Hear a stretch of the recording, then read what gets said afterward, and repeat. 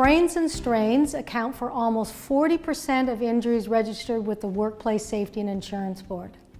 That's why you should take a close look at potential hazards associated with musculoskeletal disorders within your warehouse. Simple, low-cost solutions are often all that is needed to offset the impact of these hazards on both the employee and the organization.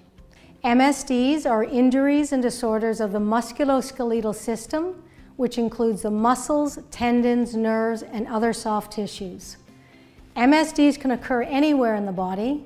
The back is the most common, but the shoulders, neck, elbows, hands, and wrists are also frequently involved.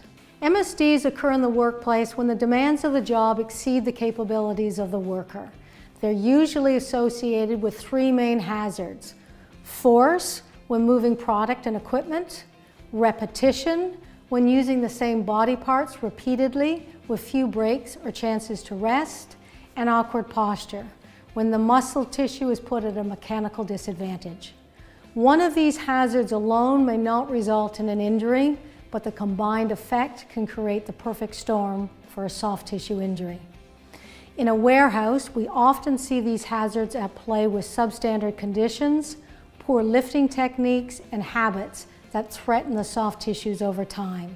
Things like repetitive bending or reaching and twisting to lift product from the pick location to the pallet, lifting from above shoulder level or while holding the load away from the body, prolonged standing with the majority of the weight on one leg, heavy lifting after periods of prolonged sitting, like getting off a lift truck to retrieve an item, twisting through the trunk instead of shifting the hips to get a clear view when traveling in reverse, working with awkward back and neck postures when operating equipment, like looking overhead to an elevated pick location, exerting extra force to push an overloaded cart, or struggling to steer a cart with worn casters. Working in freezer storage areas where dexterity and movement may be more difficult due to the cold.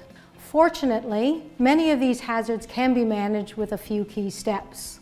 Provide training on MSD hazards and safe lifting techniques for both staff and supervisors.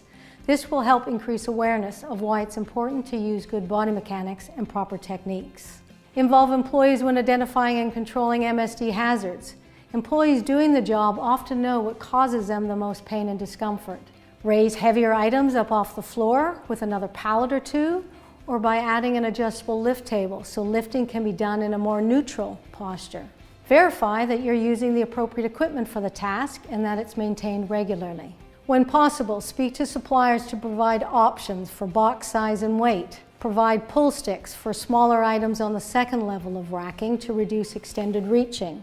Know which heavy or awkward items require a two-person lift and promote a culture that rewards supportive behavior. MSD hazards pose a significant threat to warehouse staff. Having just one person off work with a back injury could have a significant impact on your operation. You could run into scheduling issues with other team members who have to backfill. Or you could run into challenges with respect to reintegration because once an MSD has occurred, the chance of reoccurrence is higher. And that doesn't even take into account how debilitating it can be for the employee. Prevention for these types of injuries is key.